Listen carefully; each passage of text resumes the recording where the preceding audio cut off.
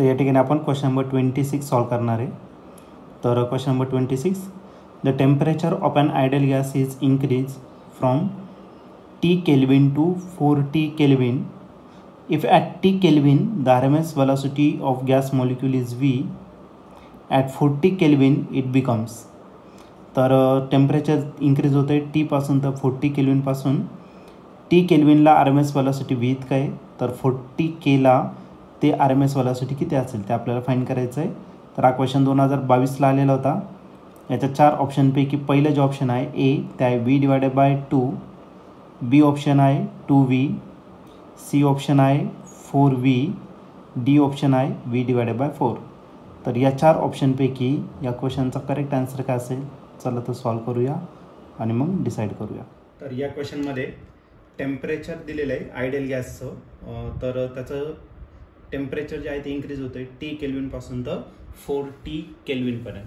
तर पहिल्याचं जे टेम्परेचर आहे T1 ते दिलेलं आहे तुम्हाला T केल्विन आणि दुसऱ्याचं जे टेम्परेचर आहे T2 ते दिलेलं आहे तुम्हाला 4T केल्विन इतकं दिलेलं आहे. ओके, जेव्हा T1 एवढं टेम्परेचर आहे तर त्याचं आर एम एस स्पीड जे आहे ते किती येतं V, म्हणजे V1 इज इक्वल टू काय V, आणि आपल्याला V2 काय करायचं या ठिकाणी फाईंड करायचं आहे.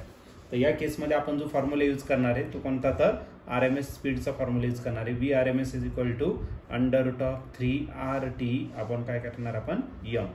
आता 3 कॉन्स्टंट आहे, R कॉन्स्टंट आहे M, आणि याच्यामध्ये फक्त टेम्परेचर आपल्या या ठिकाणी चेंज होत आहे. म्हणजे जो आपला VRMS असणार आहे तो डायरेक्टली प्रपोर्शन असणार आहे √टेम्परेचर, ॲब्सोल्यूट टेम्परेचर. मग आता आपल्याकडे 2 RMS वेलॉसिटी आहे. तर पहिला RMS वेलॉसिटी काय आहे V1 आणि दुसरा कोणता आहे तर V2, आणि डायरेक्टली प्रपोर्शन आहे √ऑफ टेम्परेचर. तर T1 असेल आणि हा काय असेल तर T2. V1ची व्हॅल्यू किती दिलेली आहे V, आणि आपल्याला V2 फाईंड करायचा आहे.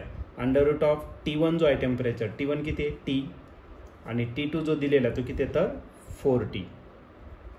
ओके, T आणि T काय आला कॅन्सल. ओके, मग काय राहिला तर V/V2 इज इक्वल टू 1. आता इथं 1 राहिला आणि डिवाइड काय राहिला 4.